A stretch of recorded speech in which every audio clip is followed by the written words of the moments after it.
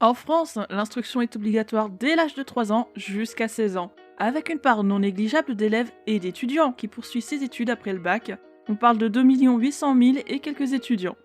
Toute une scolarité basée sur les savoirs disciplinaires, la formation formelle et informelle, et tant d'autres apprentissages.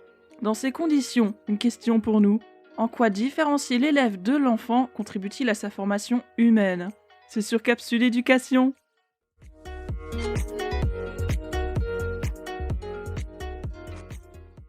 Un petit indispensable, juste un pour aujourd'hui, ça concerne l'OCDE.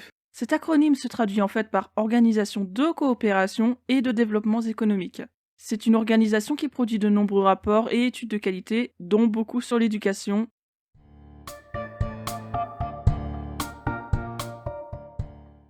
Profitant de la récente sortie de Regard sur l'éducation 2021, une étude justement publiée par l'OCDE pour répondre à l'une des questions qui nous intéressait déjà dans l'épisode 4, à savoir combien de temps en heures nos élèves passent-ils en classe. Entre l'école primaire et le collège, ce sont déjà 9 années qui s'écoulent, si pas de redoublement en plus. L'OCDE pointe dans les 8200 heures de cours sur ces 9 années. Mais attention, ces chiffres ne prennent pas en compte l'école maternelle ou le lycée, encore moins les études supérieures. Histoire de comparer, la Pologne avoisine les 5334 heures sur l'école primaire et le collège, contre 11 060 heures pour l'Australie. On remarquera que la France se situe dans la moyenne de 8000 heures de cours de l'OCDE. Et pourtant, c'est important de s'en souvenir, seule l'école élémentaire et le collège sont comptés dans l'étude. Alors imaginons un peu tout le temps qui nous manque avec la maternelle, le lycée et la poursuite d'études, et les possibles redoublements, bien sûr. L'épisode 4 nous rappelait que nous passons effectivement plus de temps sur les bancs de l'école que chez nous. Et si c'est aussi important de le rappeler une nouvelle fois, c'est parce que l'école est le deuxième endroit où l'on passe tout le début de notre vie, avec la famille ou le hors-école en tout cas. Au passage, l'obligation de formation est étendue de 16 ans à 18 ans depuis la rentrée 2020. Dans certaines conditions, attention. On explicite un peu tout ça. Elle concerne en fait tous les jeunes en décrochage scolaire, ou sans emploi, ou diplôme, et doit leur permettre de se former tout simplement. Ce qui veut dire 2 ans de plus pour au moins 60 000 jeunes, comme le note le site officiel du gouvernement.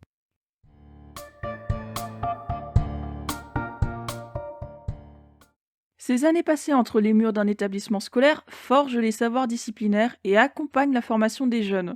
Enseignants, personnel et parents construisent ensemble le climat scolaire. Mais qu'en est-il des élèves? Mais tiens d'ailleurs, qu'est-ce qu'un élève? Le dictionnaire Larousse donne 2 définitions du mot élève. Celle qui reçoit un enseignement dans un établissement scolaire ou personne qui suit l'enseignement d'un maître. Dès lors qu'on franchit les grilles de l'établissement, peu importe le cycle ou le niveau, l'enfant ou l'adolescent se doit alors d'endosser un autre rôle, celui d'élève, celui d'enfant ou adolescent qui reçoit un enseignement donc. Là est la différence avec la maison. À la maison, ce sont les parents en priorité qui éduquent et qui posent les règles et les limites. À l'école, ces règles sont amenées à changer parce que le contexte n'est plus le même, d'où l'utilisation du mot élève. Un mot qui ne gomme pas l'individualité de l'enfant, au contraire. Chacun reste soi-même, on y ajoute simplement une complémentarité, celle du rôle élève, celui qui reçoit un enseignement dans un contexte donné, celui de l'établissement scolaire, celui des enseignants et non plus celui des parents. Rappelons-nous aussi de l'épisode 4, celui où on se posait la question d'éducation, instruction ou enseignement. Ah non, pas garderie, non? Donc, on se disait que l'école posait le contenu disciplinaire, puisque la mission des enseignants concernait avant tout l'enseignement et pas l'éducation, mais qu'il ne s'agissait pas que d'un apprentissage disciplinaire. L'école développe aussi une formation vers l'avenir, une formation vers la citoyenneté, et coéduque avec les parents. Tiens, d'ailleurs entre nous, si l'on ne devient un adulte qu'à notre mort, ça veut probablement dire qu'on reste élève tout au long de sa vie, qu'on reçoit des enseignements tout au long de sa scolarité, puis de sa carrière, de ses expériences. Serions-nous des élèves à vie au final? Oui, bon, d'accord, on s'égare un peu. Revenons.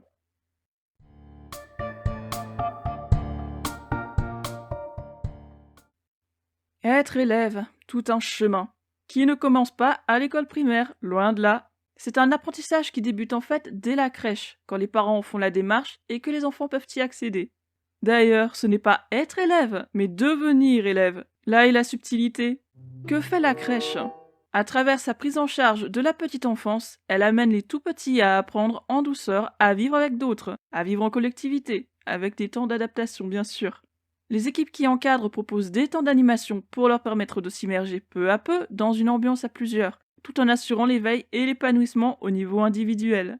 Cependant, c'est bien à l'école maternelle que le mot élève fait réellement son apparition, quand l'enfant est en âge de comprendre d'abord et d'apprendre ensuite. Le cycle 1 dédie une part de son programme au devenir élève, en passant par le vivre ensemble, la coopération avec les autres et la compréhension de ce qu'est le cadre scolaire. Permettre à l'enfant de se forger comme individu tout en lui apprenant la notion de collectivité et de règles. L'amener progressivement à comprendre qu'à partir du moment où il passe les grilles de la maternelle, il n'est plus seulement un enfant unique, mais aussi un élève parmi d'autres élèves, dans un contexte autre que celui de la maison. Quand il entre à l'école élémentaire, l'enfant devenu élève a en principe acquis via l'éducation de ses parents les codes de civisme et de respect des autres, une éducation renforcée par l'école maternelle. Respect de soi, des autres et des règles de vie commune, capacité à écouter, à coopérer et à se tourner vers les adultes dont il connaît le rôle, participation et autonomie sur des tâches simples, début d'apprentissage, bref, toutes ces choses acquises en maternelle sont travaillées à l'école primaire, affinées, mises en relation sur un contexte plus favorable à l'autonomie, avec des tâches plus importantes. C'est ainsi que l'élève apprend à apprendre, à travers les savoirs disciplinaires plus nombreux et étendus. Côté humain, l'école élémentaire n'interdit pas d'éprouver des émotions. L'élève apprend simplement à se gérer petit à petit en fonction du contexte, pour moins d'affectif et plus de concentration. C'est au collège, là où contenu disciplinaire et options telles que le théâtre, le grec ou le latin deviennent accessibles, que les premiers remous arrivent. Oh là là, ceux où l'élève commence à saturer de toutes ses connaissances, se questionne sur lui-même et sur son environnement, et plus important, celui où l'élève veut passer le cap d'enfant et devenir adolescent, à tel point qu'il en oublie la différence entre enfant et élève. Ce jeune adolescent se rebelle, rejette le contenu disciplinaire et tout ce qui se rapporte au cadre scolaire, qu'il considère au passage comme un carcan, une prison ou une seconde prison après celle de la maison, parfois. Bon, je nous rassure, ça n'arrive pas à tous les élèves non plus. Cependant, ce temps de dénigrement de l'école atterrit quand même au lycée.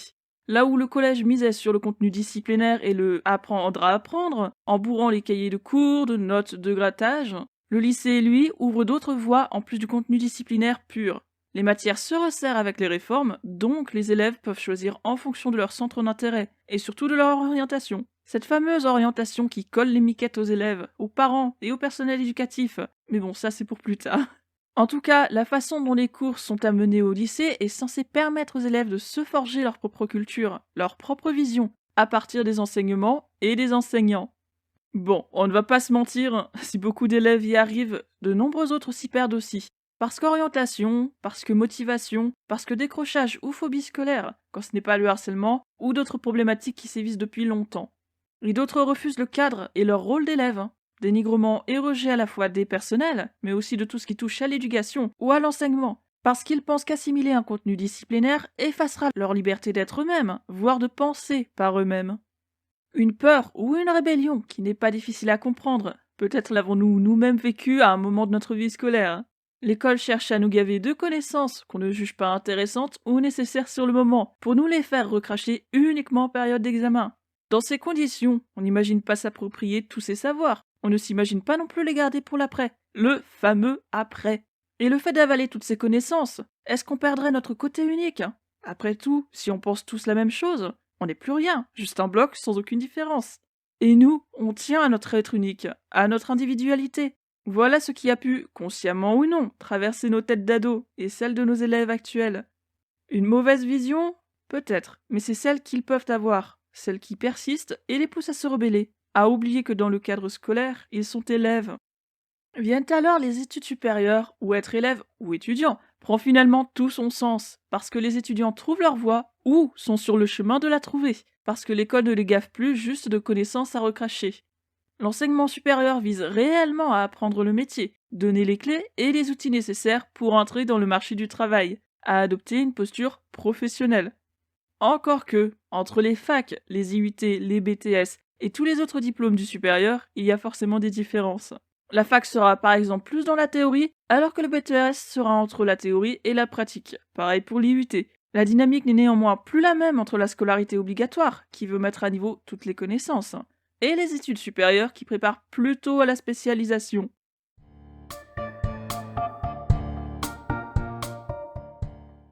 Dites, on se parle d'être élève ou de devenir élève, mais n'entend-on pas aussi les expressions métier d'élève ou profession d'élève? Qu'est-ce que vous en pensez, vous? L'ami Larousse nous sort 4 façons de voir le métier. On n'en gardera que 3. Allez. La première, activité sociale définie par son objet, ses techniques, etc. Deuxième, profession caractérisée par une spécificité exigeant un apprentissage, de l'expérience, etc. et entrant dans un cadre légal. Troisième possibilité, fonction permanente possédant certains caractères d'une profession, entre parenthèses, pratique, expérience, responsabilité, et enfin, on nous cite un exemple, le métier de parent. Et la profession alors? 2 des 4 définitions proposées nous intéressent ici. Premièrement, activité rémunérée et régulière exercée pour gagner sa vie. Deuxième, métier de caractère intellectuel, artistique, etc., qui donne une position sociale plus ou moins prestigieuse. Ah ah, vous avez tiqué vous aussi? C'est qu'une profession, c'est une activité rémunérée, et que nos élèves... Oui voilà, ne sont pas payés pour venir apprendre, exactement. La définition qui correspondrait mieux pour parler d'élève, ça serait celle d'une fonction permanente possédant certains caractères d'une profession, parce que non payée. Mais on ne reste pas élève en cadre scolaire toute sa vie. Oui, je vois, vous n'êtes toujours pas satisfait. C'est vrai que métier comme profession, ça sous-entend qu'il y a un salarié et un employeur, ce qui n'est pas du tout le cas de l'école pour les élèves.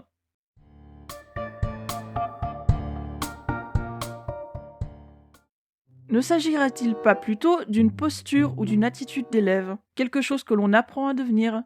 Ni l'une ni l'autre ne sont source de rémunération, mais toutes les deux impliquent qu'il y a un cadre, des attentes et un rôle à jouer. Le cadre sous-entend nécessairement un code de conduite, des règles, des droits, des limites et des devoirs, exactement ce qu'on retrouve dans le règlement intérieur d'un établissement scolaire. Quelle serait la posture ou l'attitude d'élève alors?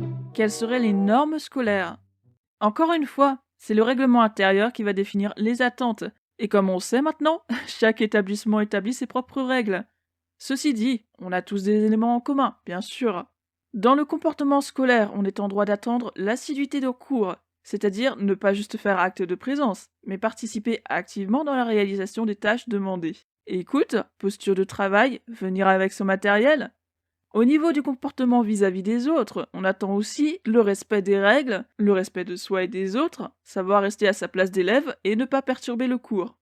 On fait appel à l'aspect collectif de l'élève puisqu'il est censé favoriser le bon déroulement du cours en étant élève. Mais il y a un aspect aussi individuel pour aller vers la réussite et l'appropriation des contenus enseignés dans la classe. Et cette attitude ne vise pas à créer une uniformisation dans la classe, au contraire, elle doit permettre à chacun d'exister en tant que soi, tout en existant dans un groupe, un élève parmi toute la classe. Attention toutefois à ne pas mélanger attente du règlement et représentation d'un élève dit idéal. L'un est faisable et l'autre relève d'une représentation, donc d'une idée, d'un rêve, de quelque chose qui n'est pas réalisable sur l'instant, d'un idéal tout simplement.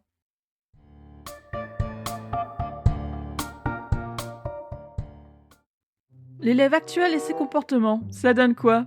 Les témoignages et appels à l'aide de très nombreux collègues disséminés dans toute la France métropolitaine, en Outre-mer et même hors France, tentent à prouver que tout part à volo, à peu près en tout cas, avec ou sans le soutien des parents.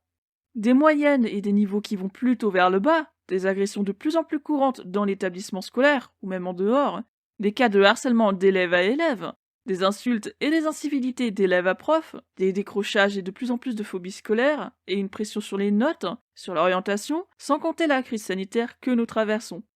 Ce n'est pas tant une affaire de comportement, c'est la somme de toute une institution qui a, semble-t-il, pris le mauvais chemin et dont on voit les effets aujourd'hui. Bien qu'en réalité, oui c'est sûr, on les voyait déjà avant, mais le fait de les mettre en avant dans les médias et la presse en fait prendre conscience seulement maintenant. Ce qui transparaît à travers ce rejet de l'institution scolaire, c'est l'oubli de ce qu'est l'école, justement. Notre instruction obligatoire apprend les mêmes contenus à tous jusqu'à un certain point, sans se soucier de l'aspect affectif et individuel, forcément. Avec des classes à plus de 30, oui, c'est pas de la tarte. L'élève, en tout cas, n'a pas le choix de son contenu, parce qu'on n'est pas un service après-vente, et qu'on ne a pas un programme scolaire comme on zapperait à la télévision ou les sites de divertissement en ligne. Bouffer des connaissances sans savoir s'ils vont resservir après, ne plus arriver à s'approprier tout ce contenu, on peut se dire que l'école actuelle sous-entend des choses sans jamais les dire. Elle attend des élèves qu'ils comprennent d'eux-mêmes et des parents qu'ils expliquent, qu'ils participent autant que les élèves.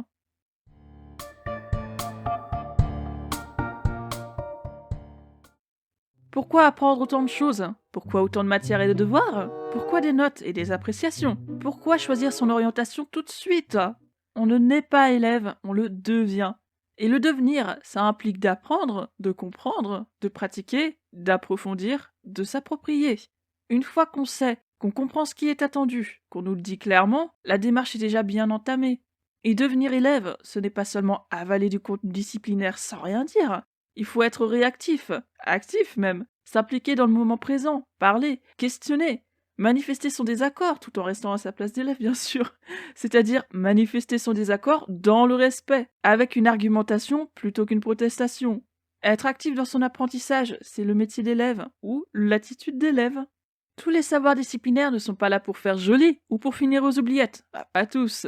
Les enseignants transmettent toutes ces connaissances pour que l'élève les attrape, se les approprie à son rythme, les digère et les utilise en fonction du contexte, de ses aspirations.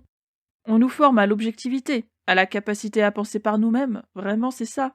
Mais pour s'approprier tout ce contenu, il faut d'abord entendre le cours, le comprendre et seulement après l'apprendre. L'appropriation vient en même temps. Malheureusement, les élèves l'ont oublié, ou peut-être tout simplement qu'on ne leur a jamais expliqué. Un contenu juste pour un contenu, ça serait une perte de temps s'il s'agit juste de faire sa culture et d'oublier ce qu'on a vu une semaine plus tard. Quant au comportement attendu, à l'attitude d'élève vis-à-vis du cadre, elle est là pour permettre d'apprendre ensemble et individuellement aussi. Comment apprendre si la salle de classe se transforme en zoo ou en poulailler? La scolarité obligatoire définit le cadre, donne les éléments nécessaires pour comprendre le monde qui nous entoure. Bref, toute une somme de connaissances et une formation formelle et informelle vers la citoyenneté, vers l'avenir. L'attitude et l'expérience viennent compléter tout ça, mais pas juste à l'école. Ça s'apprend et ça s'acquiert en dehors de l'école, avec les parents, le travail et les expériences personnelles.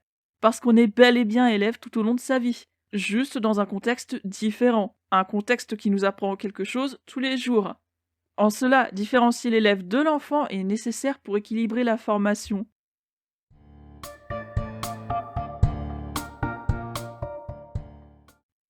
Je vous l'avais déjà confié dans l'épisode 1 sur le règlement intérieur, j'ai respecté une grosse partie des règles, mais je n'ai pas pour autant eu une attitude d'élève exemplaire, notamment au niveau de l'assiduité, ou plutôt de l'absentéisme dans mon cas, et du sens du travail que j'ai malheureusement très vite perdu, l'école ayant été plutôt une source de malheur que de bonheur. N'ayant pas su gérer mes émotions, je n'ai pas vraiment pu avoir les comportements qu'on attendait de moi. Alors, j'avais bien la curiosité et l'envie d'apprendre, de m'approprier le contenu, mais le reste, voilà, le reste. Ce que je constate aujourd'hui, c'est qu'on a en effet complètement oublié que le contenu disciplinaire n'était pas juste là pour être englouti, puis vomi sur une copie. Ça, c'est ce qu'on a l'impression de voir dans les niveaux à examen. Mais en réalité, toutes ces connaissances, toutes ces compétences que l'on développe en classe, il faut qu'elles sortent du domaine scolaire, qu'elles deviennent des expériences hors scolaire. J'aimerais pouvoir le rappeler à mes élèves et à mes étudiants. C'est ce que j'essaye de faire dans mon accompagnement quotidien. Bon, je l'admets, la plupart n'est pas encore réceptif à ce que je raconte. Ils n'y croient pas tellement. Mais si je peux au moins leur dire qu'ils ne perdent pas leur temps, les rassurer sur les études supérieures, ça sera déjà un bon début. Le reste, comme d'hab, c'est un travail d'équipe. Un travail où l'élève a toute sa place, non seulement en tant qu'élève, mais aussi en tant que personne. Et c'est bien beau de tergiverser, mais ce qu'il faut, en fin de compte, une fois qu'on a saisi l'importance de l'école et du rôle d'élève, c'est être actif. Et quelque part, c'est aussi se responsabiliser, sans même en prendre conscience.